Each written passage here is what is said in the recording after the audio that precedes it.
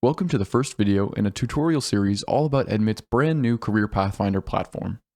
And in the following videos, I'll walk you through content and show you exactly how to use the platform to better plan your financially fit future. Like our other Edmit journeys, this Edmit journey will start on a landing page, and when we're ready, we can click Get Started. Here we'll be asked to enter our first name, last name, email address, and to set a password. Once we're all set with that, we can scroll down and click Next. The following page will ask us if we want to enter college planning or the Career Pathfinder. For this series, I'm going to select Career Pathfinder. After that, we've got a little message here that says it's okay not to know what you want to do after high school. Most people don't.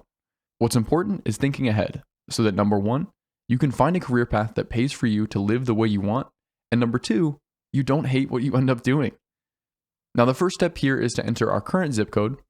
I'll put in 02115, which is a Boston zip code, and then we'll ask which state you want to live in after high school. I'm going to select Montana.